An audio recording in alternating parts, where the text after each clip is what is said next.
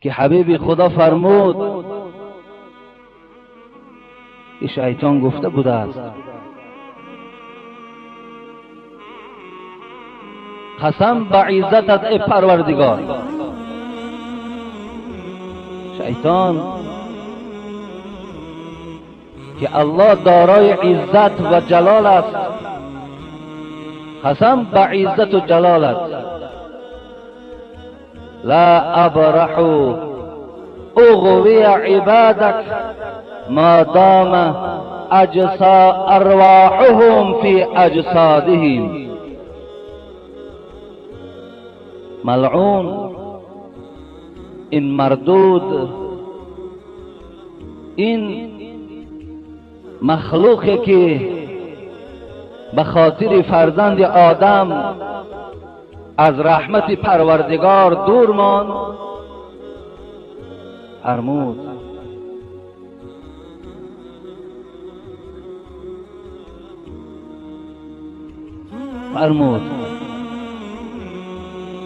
شیطان چی گفت؟ قسم به بزرگی و عظمتت ای پروردگار، لا ابرح اغوی عبادك ما دام ارواحهم فی اجسادهم. این بدبخت چه قسم سختی خورد، اینقدر دشمنی سخت برای بندگان خداست، اینقدر دشمن ما و شماست.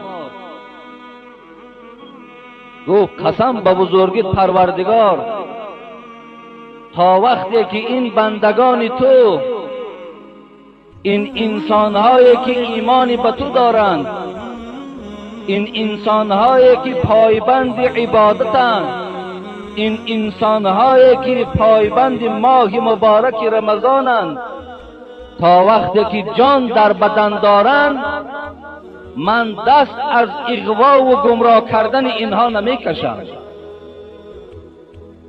تا وقتی که اینها هستند، جان در بدن دارند، منم گفت از اغوای اینها، از گمراه کردن اینها، از راه درست به راه نادرست بردن اینها دست نمیکشم.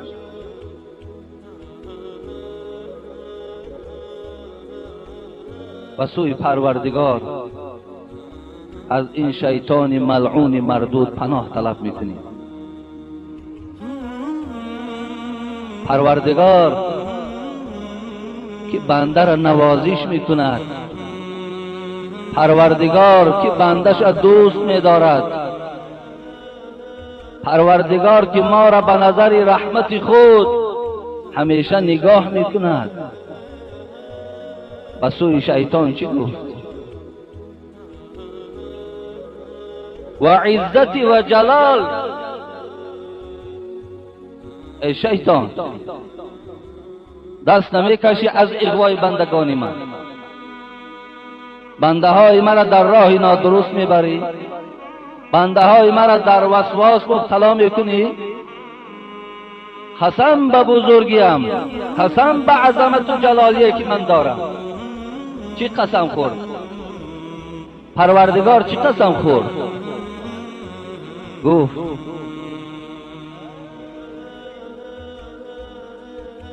اگر بندگان من حتی با دلالتی تو، حتی با پیشنهاد تو 1 سال و 10 سال و 20 سال حیات خود در راه خطا گذرانند، و این بندگان اگر 1 لحظه به سوی من گردن، 1 لحظه گردن و گویم پروردگارا 20 سال در دام شیطان بودیم، 20 سال در این راهی که ما را شیطان گمراه کرد در او راه بودیم، خدایا از این لحظه ها پشیمان شدیم، الحال به سوی تو رجوع کردیم. خدا میگوید استغفرونی، قسم به خدا، قسم به بزرگیم که میبخشمشان، قسم به بزرگیم، قسم به جلالیم که اگر 10 سال و 20 سال بندگان من در راه غلط روند، یک لحظه به سوی من گردن و توبه کنند، من گناه های بنده های خود من میبخشم. برای شیطان این یک ضربه سختی بود که وقتی که از خداوند که این سخن را شنید، شیطان ناامید شد. برادرای عزیز و گرامی، پروردگار مهربان است. پروردگار از مادرهامون هم دیده مشفق‌تر است برای ما. حضرت مولوی میگفت به کودک مادرش چون مهربان است، نگه دارنده از چندین زیان است، که دارد حفظ حالش از فلاکت، خصوصا از طعام با حلاکت. حضرت مولوی میگوید مادر در اصل برای فرزند مشفق است، مادر برای فرزند دلسوز است. مادر همه مشکلات به سر خود میبردارد، لیکن مشکلات بالای سر فرزند خود طاقت ندارد.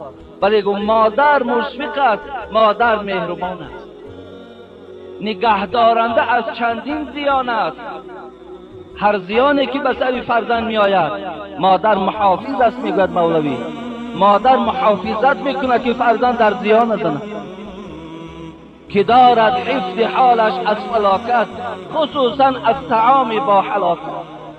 حضرت میگوید هیچ وقت مادر نمیگذارد که فرزند در آتش زند، در برق زند، در یگان چاه رود، نمیگذارد. و هیچ وقت نمیگذارد که فرزند او خوراک خنک خورد تا او بیمار شود، یا خوراک گرم خورد تا وجود او درمند شود. مادر این را نمیخواهد. حضرت گفتند منم قبول دارم مادر مشفق است، مادر مهربان است. لیکن در دوام حضرت مولوی چی گفتند؟ با کودک مادرش چون مهربان است، نگه دارنده از چندین زیان است، که دارد حفظ حالش از فلاکت، خصوصا از طعامی با حلاکت. خدا مشفق ترین از مادران است. حضرت میگه خدا مشفق ترین از مادران است، نگه دارنده از چندین زیان است. کجا بود مادران در روز قسمت، که حق بنویشت از اهل محبت. حضرت میگوید آخر الله از مادر مشفق است، الله از مادر مهربان است. وقتی که روز قسمتی که پروردگار برپا کرد برای بندگان خود، مادر در کجا بود؟ همین محبت مادر به فرزند، همون محبت در دل مادر کی جای کرد؟ الله کرد. الله جای کرد که مادر فرزندش دوست می‌دارد. برادر عزیز و گرامی، حبیب خدا میگوید شما اگر خواهیم به مهربانی های پروردگارتان شناس شوید، گوش اندازید. ببینید برادر عزیز و گرامی، الله چی مهربان است برای ما. من جاء بالحسنه فله عشر امثالها او ازید، و من جاء بسیئه فجزاء سیئه سیئه مثلها او اخطر. خداوند چی میگفت است؟ میگفت بندگان من، اگر شما انصافتان بیدار کنین، اگر شما عقلهاتان کار فرمانین، اگر شما جوانمرد شوین، یک حسنات، یک کار خیر از برای خدا کنید، الله گفت من به فرشته های خود فرمان میدهم که یک نه بلکه 10 تا 700 نیکی در نامه اعمال بنده من نویسید. ببینید یک حسنات، یک جمعه تو به 700 جمعه، یک صوم خیری تو 700 صوم. پروردگار میگه این مهربانی من است برای بندگان. یک حسنات، یک نیکی کن، الله میگوید از 10 تا 700 میرسانم. و من جاء بسیئه، لیکن اگر بنده من تو مبادای لغزش کردی، مبادای گناه کردی، مبادای که خطا کردی، فجزاء سیئه سیئه. ببینید خداوند میگوید در عوض یک گناه من 10 گناه و 700 گناه نمی نویسیم، بلکه در عوض یک گناه می نویسیم. در عوض یک گناه یک گناه، در عوض یک نیکی 10 تا 700 نیکی در نامه اعمال تو می نویسه. برادر عزیز و گرامی، شما اگر پاره سوم از قرآن خوانید، تفسیر کراما کاتبین یعلمون ما تفعلون، اگر زیر این آیت تماشا کنین، مفسرای گرام میگویند پروردگار آنچنان به بندگانش مهربان است که وقتی که اگر بنده ثواب کند، الله فرشته ها را میگوید درو نویسید تا فراموش نکنید، درو نویسید. لیکن وقتی بنده گناه میکرده است، الله به فرشته ها چی میگفته است؟ قلم هاتون بردارین، در نامه اعمال بنده من گناه را ننویسین تا 24 ساعت نگذرد. 24 ساعت میگذرد، شاید که بنده من پشیمان شود، شاید که روی به سوی من کند، شاید از همه گناه کردگی خودش هزارها پشیمان شود و شما او را در حالت پشیمانی دیگر کتابت بکنید. 24 ساعت برای گناه مهلت است که توبه کو به سوی خدا. این مهربانی پروردگار است. و من تقرب منی شبرا تقربت منه ذراعا. پروردگار میگوید آنچنان مهربان هستم که اگر یک وجب به طاعت به من نزدیک شوی، من به رحمت خودم به مثال یک ذراع به تو نزدیک میشم. و من تقرب منی ذراعا تقربت منه باعا. اگر تو به منزله یک ذراع به طاعتت بر من نزدیک شوی، من از بالای سری تو مثل سیلاب رحمت من میریزم. اگر تو به منزله یک ذراع به طاعتت به من نزدیک شوی.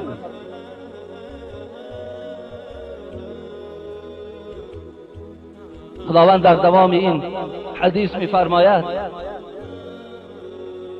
و من آتیتنی یمشی آتیته حروله. اگر بنده من تو به سوی طاعت من، عبادت من اگر تنبلانه خیزی، آهسته آهسته آیی، من که پروردگار تو هستم، من به رحمت خودم دوان دوان به سوی تو می آیم. اگرچه آهسته آهستم، اگرچه تو بی پروا هم که آیی، اگرچه تو تنبلانه هم که انجام دهی، من که پروردگار تو هستم، من دوان دوان تو را بعد رحمتم استقبال میگیرم. و من لقینی بقراب الارض خطیئه لا یشرک به لقیته بمثلها مغفره. خداوند گفت اگر بنده من تو 10 سال و 20 سال خطا کردی، سهو کردی، لغزش ها کردی، آنچنان سهو و خطا کردی که بین زمین و آسمان پری خطاها شد، لیکن در بین این سهو و خطای تو شرک نبود، من که پروردگار تو هستم، در عوض همه این لغزش های تو را با پوری زمین و آسمان به مغفرتم استقبال میگیرم. این مهربانی پروردگار نسبت ما بندگانی بی پروا است، نسبت ما بندگانی در سهو و در خطا آلوده است. روز قیامت مهربانی های پروردگار خیلی بیشمار است.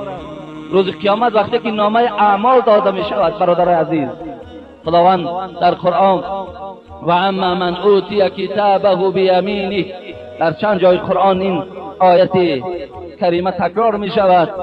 روز قیامت وقتی که نامه های اعمال ما را خدا می داده است، همین 50 ساله و 60 ساله دله های شخصی که از ما و شما پر از ثواب و از گناه که هر یک دقیقه ما در پیشگاه خدا نویسانده می شده است، همین دله ها مانه، همین کتاب ها مانه در دست می داده است. روز قیامت خداوند می گفته است بخوان کتاب خودت را، بخوان حیات خودت قطع شناس شو، چگونه 70 سال و 80 سال حیات بردی، همش در کتاب درج است. خوان کتاب.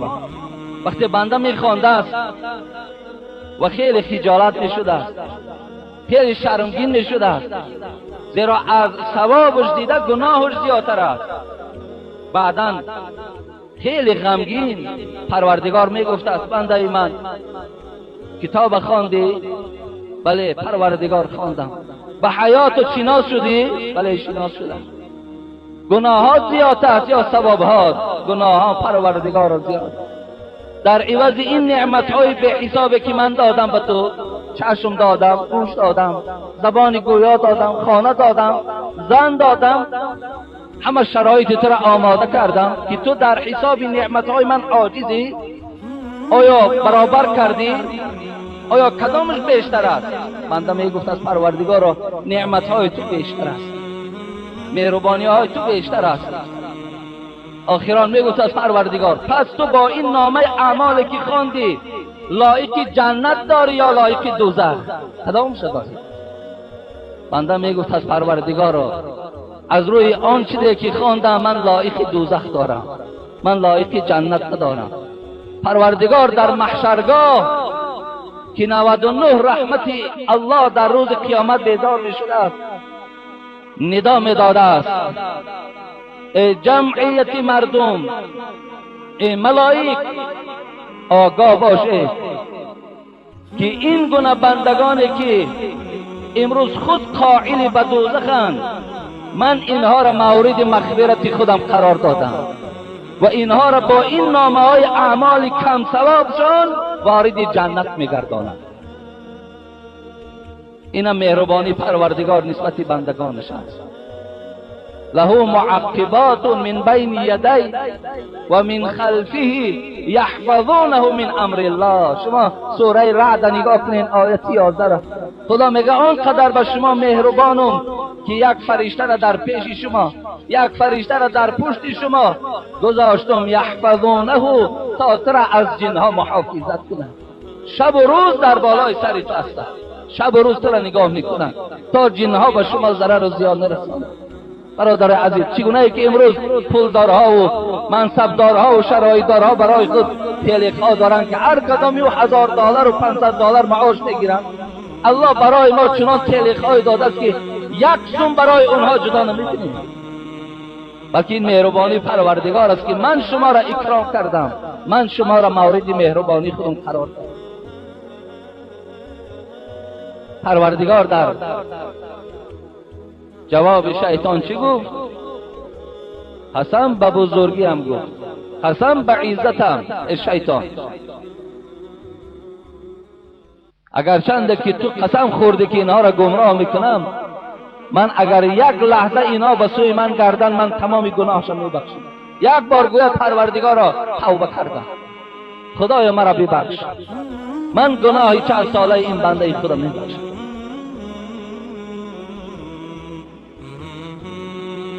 پروردگارا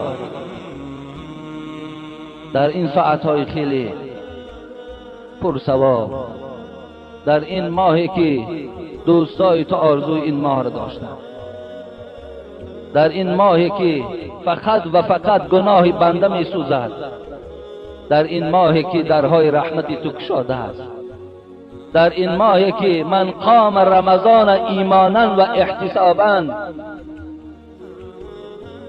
خرجت من ذنوبه کیوم ولدته امه، در این ماهی که هر کس این ماه را احترام کرد، حرمت کرد، روزه داشت، آخر در مکافاتش همین بود است که مثل کودکی که گناه ندارد خدا مثل کودک میگرداند. خدایا گناه های ما بندگانت را مغفرت کن. خدایا ما طاقت عذاب تو را نداریم، بدنهای ما ضعیف است. خدای مهربان ما را بعد حسابی که از نامه اعمال ما می شود در برابر نعمتهایی که برای ما نصیب کردی، خدایا ما می دانیم که عبادتهای ما خیلی ناقص است. خدایا این عبادتهای ما را قبول بگردان. خدایا فقط و فقط ما تکیه بر رحمتت داریم، تکیه بر عبادت ما نداریم. خدایا ما را شامل رحمت خودت گردان. خدای مهربان محشرگاه را برای ما همه سختی هایی که دارد برداشته بگردان. خدایا خاتمه کار ما را به جنت انجام بده. خدایا ما را با نور ایمان الحال مشرف گردانیدی. با این ایمان خدایا از دنیا گذشتن را موفق بگردان. خدایا در همه مکانی که برادرهای مسلمان ما حیات به سر میبرند، خدایا مشکلات ها را از بالای سر اونها دور بگردان. فراهمی و خوبی و آرامی را خدایا بالای سر همه مسلمان ها فراهم بیار. خدایا دشمنهای مسلمان ها، دشمنهای آدمانی با ایمان موحد را به مقصودها و به نقشه هاشون خدایا موفق مگردان. خدایا گذشتگان این جمعیت و بیرون این جمعیت، گذشتگان تمام مردم با ایمان را رحمت و مغفرت بگردان. بیماری هامان خدایا شفای کامل نصیب بگردان. مسافر هامان خدایا صحت و سلامت به خاندانشان برسان. آمین یا رب العالمین.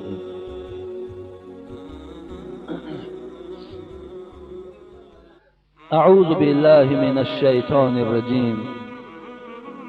بسم الله الرحمن الرحیم. إنا عرضنا الأمانة على السماوات والأرض والجبال فأبين أن يحملناها وأشفقن منها وحملها الإنسان إنه كان ظلوما جهولا. صدق الله العظيم. قومای عزیز و برادرای خیلی مهربان، ما که در ماه رمضان قرار داریم، میخواستم که یک جمعه دیگر از این ماه برای ما و شما باقی ماند و خلاص. و غیر این جمعه میخواستم این جمعه و جمعه گذشته را هم اطراف این ماه مبارک ببخشم و این آیت که تلاوت کردم، این آیت از سوره مبارکه احزاب از آخرین آیت های اوست. پروردگار فرمود ما پیشنهاد کردیم امانت را بر آسمان، بر زمین، بر کوها. خیلی با دقت باشین، یعنی این امانت چه امانت باشد؟ ما امانت را به این 7 آسمانی که پهنایی او حد و کنار ندارد، خلقیت او از خلقیت آدم هم بزرگتر است، ما این امانت پیشنهاد این 7 آسمان کردیم. حسن بصری در تفسیر ابن کثیر میگوید پروردگار این امانت پیشنهاد آسمان کرد و بر آسمان زبان داد و گفت آیا این امانت قبول میکنی؟ آسمان جواب داد و ما فیها، این امانت چیست و این امانت چی دارد و چی معنی دارد؟ پروردگار الله جواب داد این احسنت جوزیت و این اسأت عوقبت. این امانت این است که اگر اجرا کنی این امانت ثواب داده میشوی، اگر مبادا ای آسمان در این امانت خیانت کنی پیشگاه پروردگار در سخت عذاب میکشی. آسمان فابین ان یحملنها و اشفقن منها، پروردگار را گفت من برداشت این امانت ندارم، من رد کردم، من قبول ندارم این امانت. و اشفقن منها، آسمان از قبول این امانت ترسید. پروردگار میگوید ترسید. حسن بصری میگوید بعد آسمان پیشنهاد در زمین شد، ای زمین امانت قبول میکنی یا نمیکنی؟ زمین سوالی که آسمان داد همون سوال داد، این امانت چیست؟ چی معنی دارد؟ چی دارد؟ الله گفت اگر اجرا کنی ثواب میگیری اگر در این امانت نافرمانی کردی، اجرا نکردی، پیشگاه خدا در عذاب داده میشوی. زمین رد کرد، گفت پروردگارا من نبرداشتم. خداوند گفت من رد کردم، من قبول ندارم این امانتی تو را. الله با کوها میگه پیشنهاد کرد، کوهایی که یا آسمان و یا زمینی که از آدم ده بزرگترن، از آدم ده قویترن، بر کوها پیشنهاد شد. بر کوه هم سوال داده شد. کوه در جواب گفت پروردگارا من این امانتی تو را قبول نمیکنم و من در اجرا کردن این شاید عاجز آیم و طاقت عذاب تو را ندارم. کوه هم از پروردگار میترسد، آسمان هم از پروردگار میترسد، زمین هم از پروردگار میترسد. یگانه بنده هست که بسیار سرسخت است، بسیار ناسپاس است، از قهر پروردگارش نمیترسد. زیرا که حبیب خدا گفت آن چیزی را که من میدانم شما نمیدانید. اگر میدانستید شما دیگر نه از زنهای خود، نه از فرزندهای خود، نه از این حیات خود لذت بردن نمیتونستیم. به خاطر که نمیدانیم و این خاطر ما نمیترسیم. برده در گور می سپارنمان، از گور تنها نمیترسیم. قیامت ترساننده در پیش ماست، فکر قیامت هم نداریم. آسمان ترسید، کوها ترسیدن، زمین لرزید و من قبول ندارم پروردگار، من طاقت این عذاب تو را ندارم. بعداً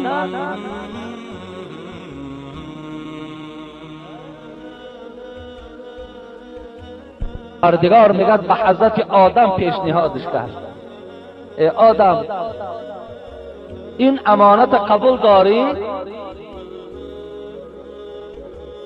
گفت پروردگار این چی امانت است؟ این چی دارد؟ گفت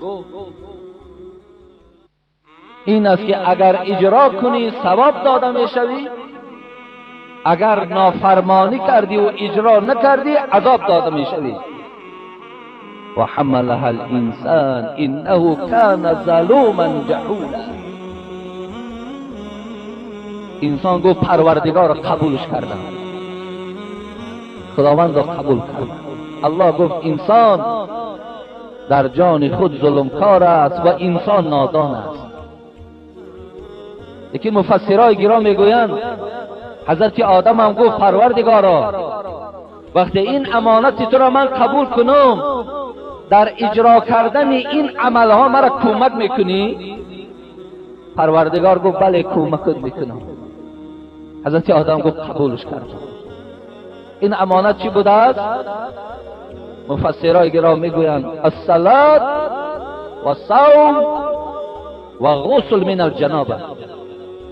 این نماز است، این روزه است و این غسل از جنابت است. این سه امانت است. پروردگار پیشنهاد حضرت آدم کرد که در برابر این در کوها و در زمین و در آسمان کرد، همگیش رد کردن، آدم قبولشان کرد.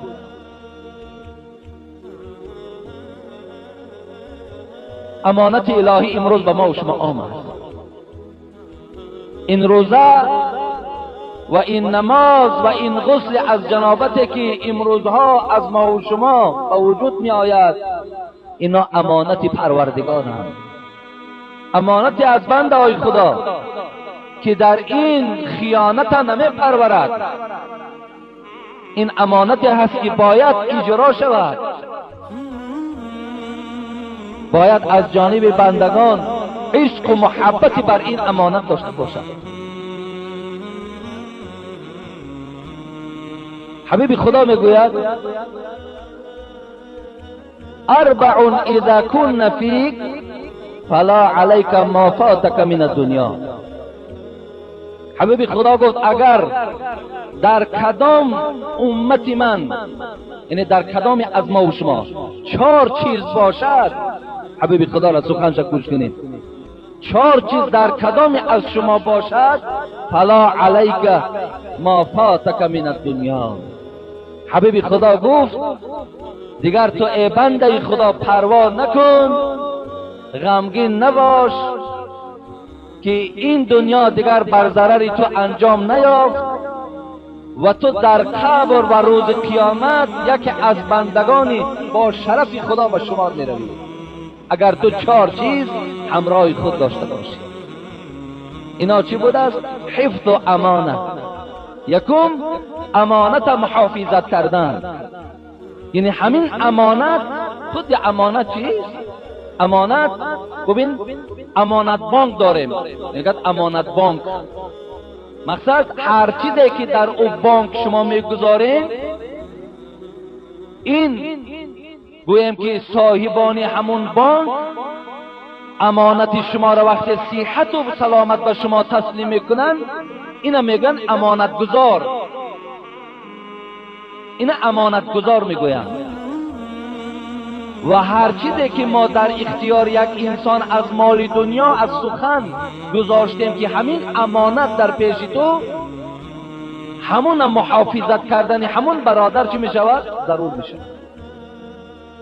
یکم چیزی که شرف تو در قبر و روز قیامت بود است، این حفظ امانت است. در برابر آن که از مال دنیا را امانت میگویند تا که خیانت نشود، در برابر این نماز و روزه و غسل از جنابت هم امانت است. اینم باید خیانت نشود. اینم باید از جانب بنده های خدا باید خیانت نشود. حفظ امانت. دوم حبیب خدا چی گفتند؟ و صدق حدیث و حسن خلیقت و عفت طعمت. دوم آداب خوب، فعل خوب، بچه خوب، آدم بی آزار. دوم چیزی که آدم شرفش در نزد خدا و در نزد پیغمبر و قبر روز قیامت بلند میکرد، آداب خوب، آدم خوب، آدم بی ضرر، آدم بی زیان. سوم طعمه حلال، خوراک حلال. ببینید چیزایی که اگر در کدام از ما باشد، حبیب خدا گفت فلا علیک ما فاتک من الدنیا. اگر تمام دنیا را بایدی گفت، غمگین نباش که تو در پیش خدا برد کردی. یکم امانت خیانت نکن. دوم آداب خوب داشته باشی. سوم لقمه حلال داشته باشی. چهارم سخن راست داشته باشی، دروغگو نباشی. این امروز در جمعیت ما و شما در عوض همین قدر دعوت ها، در عوض همین قدر پند و نصیحت ها، با بنده های خدا دروغگو هستند. دروغ میگویند. پیر و جوان دروغ میگویند. پیر و جوان دروغ میگویند. دیندار و بیدین دروغ میگویند. ساحه های دین کار میکردگی دروغ میگوید، ساحه های حکومتیش هم دروغ میگوید. هست آدم ها دروغ میگوید. در کجای دروغ جای گرفت، اونجا دیگر فلاکت است، اونجا حلاکت است.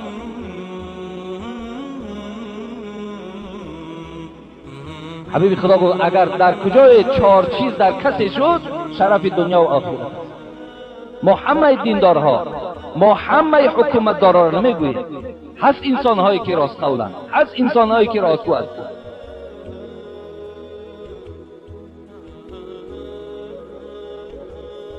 حبیب خدا میگه ان الكذب یهدی الی الفجور و ان الفجور یهدی الی النار.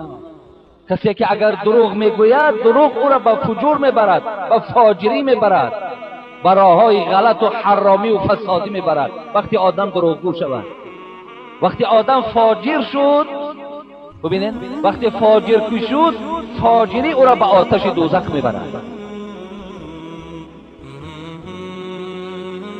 حضرت مولوی جنون میگفت همه شرمندگی ها از دروغ است، چراغی راستان دائم فروغ است. و دنیا این قدر دارد خجالت، چی باشد خجلتی روز قیامت. دروغو را در بالای دروغش وقتی که میداری چی قدر خجالت می شود، چی قدر شرمنده می شود. ولی میگوید حضرت مولوی در دنیا این قدر خجالت دارد، چی باشد خجلتی روز قیامت. خجالت روز قیامت چگونه باشد؟ ستون از راستی آمد به مسجد، خشبها از کجی ضربی تبر دید. حضرت میگوید همین مسجدها در ستونهای راستی که میبینین، همون ستونهای مسجد میگه به چی خاطر مسجد آمد؟ به چی خاطر؟ مسجد جای مقدس، جای خوب، جایی که بهترین چیز راه میدهد. این ستونها به خاطر چی مسجد آمدن؟ به خاطر که راست بودند. ببینید برای همون دستک پرتافتن چویهای راست جدا میکنند. همینا از راستی میگویند که به مسجد آمد. خشبها از کجی ضربی تبر دید. هر چوبی که کج باشد مولوی گفت او حتمی تبر میخورد. یعنی هر انسانی که دروغگو باشد، هر انسانی که در امانت خیانت میکردگی باشد، البته او عذاب خدا را میچشد.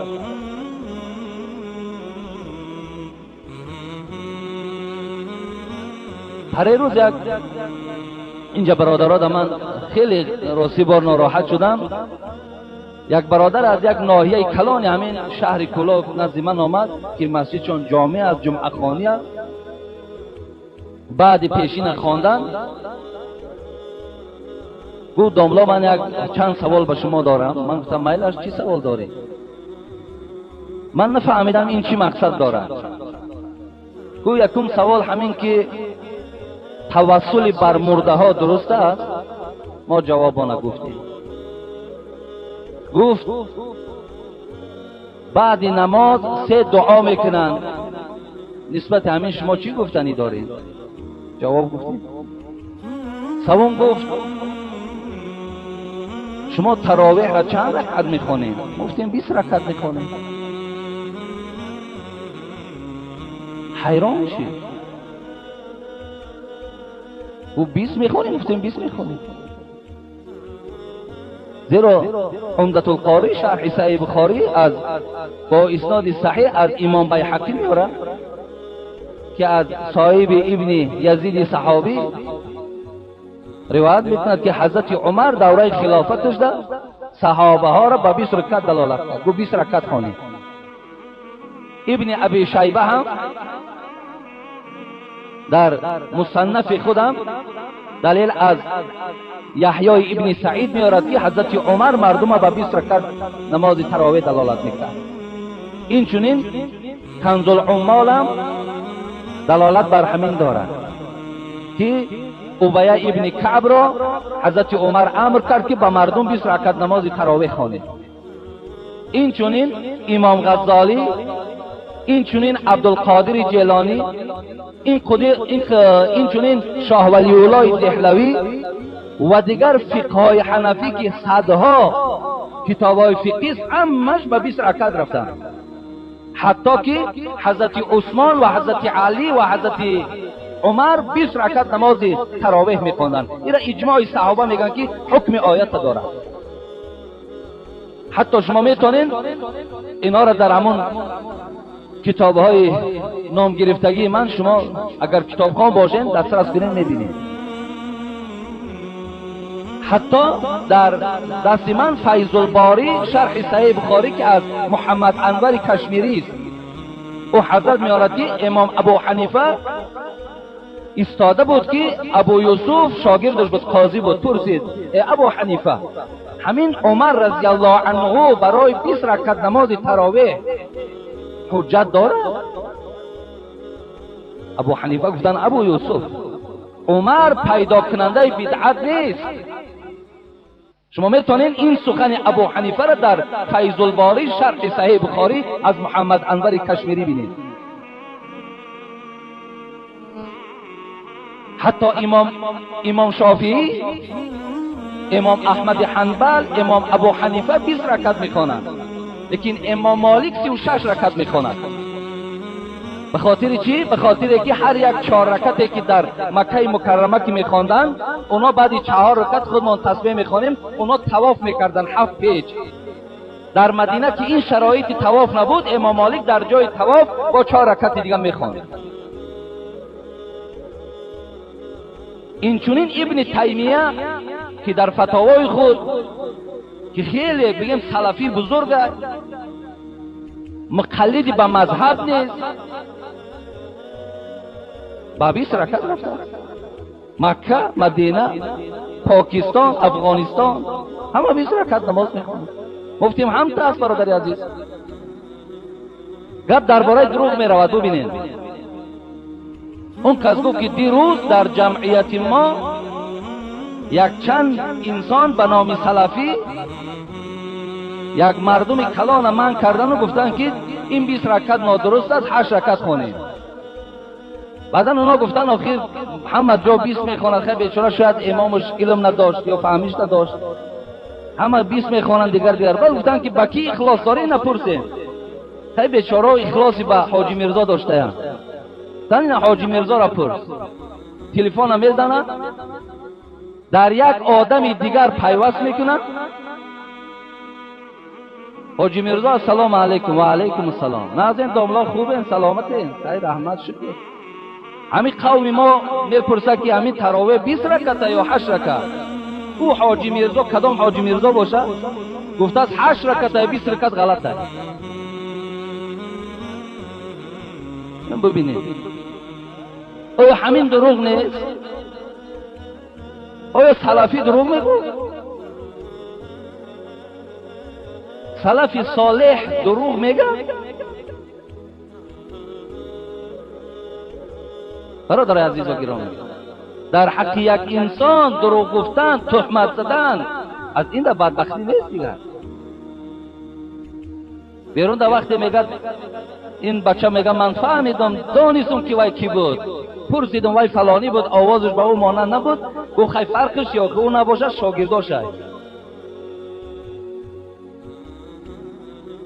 از این در بدبختی نیست برادر عزیز، این دروغه.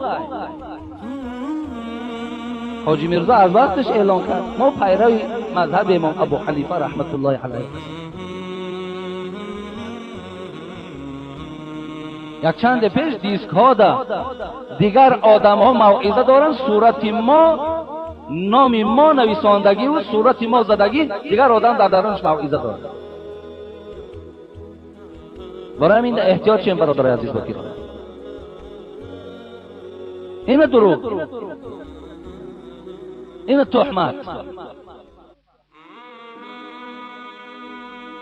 ما خرسند شدیم که سال 2009 سالی بزرگداشت امام ابو حنیفه رحمت الله علیه اعلان شده. ما ایده خرسند شدیم به خدا قسم. در حق حتی همین جناب عالی هم دعا کردیم که خدا خیرش دهد، خدا برکاتش دهد که یک سالی درازه که 360 چند روز است تلویزیون و رادیو و مجله همش اطراف تحریک ابو حنیفه حکایه میکنه.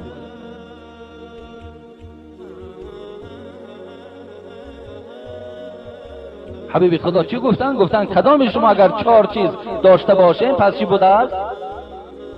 پس شما هرچی از دستان از دنیا هم که رفت پروا نکنین، بلکه شما شرفی در نزد خدا و پیغمبر و شرفی در روز قیامت و قبر یافتین وقتی که شما سخن راست دارین، وقتی که شما حفظ امانت دارین، وقتی که شما فعل خوب دارین،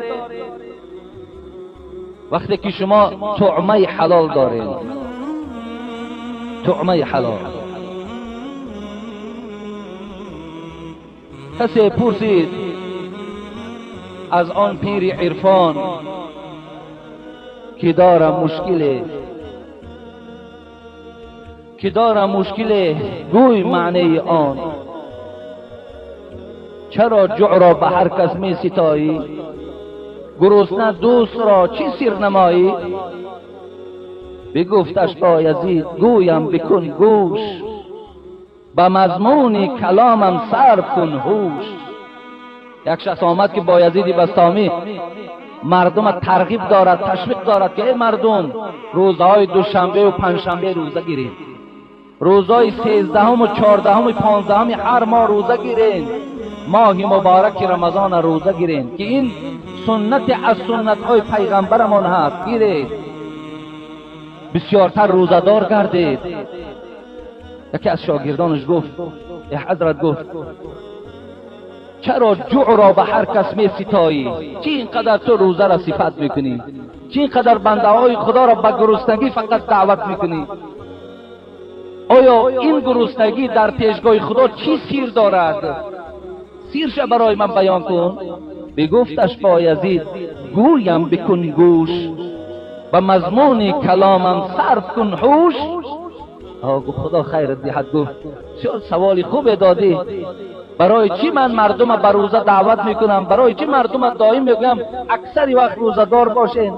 یا محبوب ترین روزه حضرت داوود است. گفت پیغمبر یک روز روزه میگرفت، یک روز میخورد، یک روز روزه میگرفت، یک روز میخورد، مثل داوود روزه گیره. حضرت گفتن کن جواب مرا گوش کنین. گفتن که جواب برای چی من شما را اینقدر به گرسنگی به روزه داشتن دعوت میکنم؟ سببش در چیست؟ اگر یک دم گرسنه بودی فرعون، نکردی دعوا آن بدبختی بیعون. ببینید، اگر یک دم گرسنه بودی فرعون، نکردی دعوا آن بدبختی بیعون. زی سهری بود آن طغیان جهلش، نکرد پندی شیرینی موسی اهلش.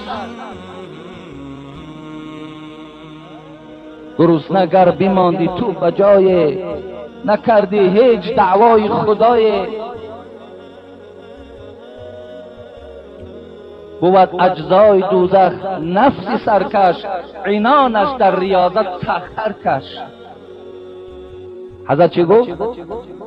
گفت برای چی من شما را به روزه دعوت میکنم؟ به خاطر که اگر همون فرعون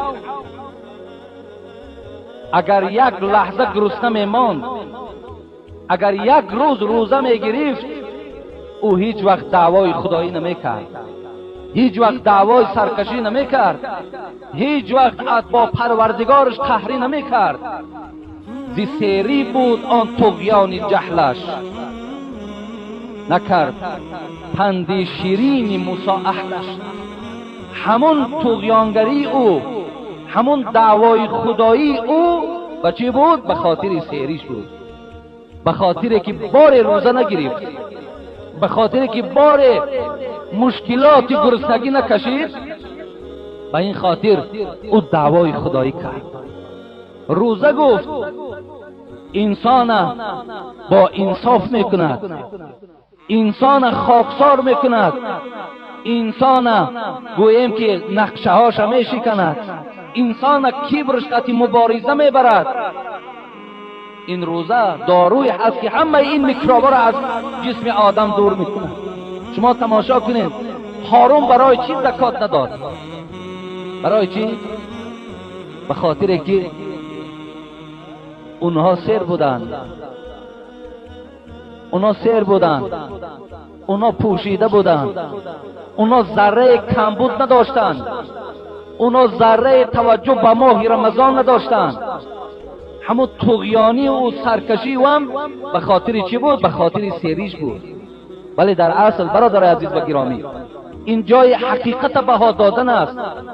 ما همه انسان در نظر نداریم. از بنده های خدایی که ثروت دارن، مال دارن، در برابرش با رحم دلن کمک میکنن، لیکن اکثریت انسان هایی که سیرن و شرایط های خوب دارن در حال سرکش میشوند، در حال ناپسند میشوند، در حال گفت همین عرفیت مردم ما و شما پوف پوف بنده خاکی میگویند. همونا از سیری از مستی است. در بعض گفت شنید ما نمیگویم که میبینیم که بسیار کلان گپ میزند، در حال میگه چی تو مستی؟ سیری چی تو؟ همین سخن تو استفاده میبریم. تو مستی؟ چی؟ سیری؟ پوری؟ ببین یعنی مقصد همین گپی بلندی تو از سری توست، از بیرحمی و بیشفقتی توست. برای چی شداد مبارزه برد به خدا ایمان نیاورد؟ برای ملک داشت، برای شرایط خوب داشت. برای چی نمرود با ابراهیم جنگ اعلان کرد؟ برای سیر بود، برای پر بود، برای همه شرایطش میرسید. برای چی ابو لهب و ابو جهل ایمان نیاوردند؟ به خاطری که اینا میری شهر بودند، به خاطری که اینا همه ملک در دستشون بود، اینا سیر بودند. حضرت بایزید بستامی میگوید آخر همه چیز از سیری سر میزند، همه بدبختی ها از سر سیری میشود. یک روز اگر برنامه اخبار را تماشا کرده باشه، جناب عالم هم در نرسیدن گندم چی گفت؟ گفت برای چی زمین هاتون در گندم نکردین؟ دهن هاتون گفت بوی نان گرفت. ببینید یعنی سیر شدین. این آدم که سیر شد دیگه حتی زراعت هم نمیکنه، سیر شد حتی تن به کار هم نمیته دیگه، او سیر شد از دیگه. برای چی این اخبارها را گوش میکنه؟ مایکل جکسون یک سراینده مشهور دنیا گوییم. برای چی گویم دستی به بچه بازی زد؟ برای سیر است. دیگر هیچ کمبود نداره، آخر هیچ کمبود نداره. عملیات های مخصوص از خودش در تمام دنیا، بچه ها مخصوص پول بسیار، دستی با بچه بازی زد، کودکان را استفاده بود. برای چی این تایسونی که مثال گویم بکسیاری مشهور روی دنیا، برای چی این دخترکای خورد خورده استفاده بود؟ ایروی سیری شده، ایروی مستی شده.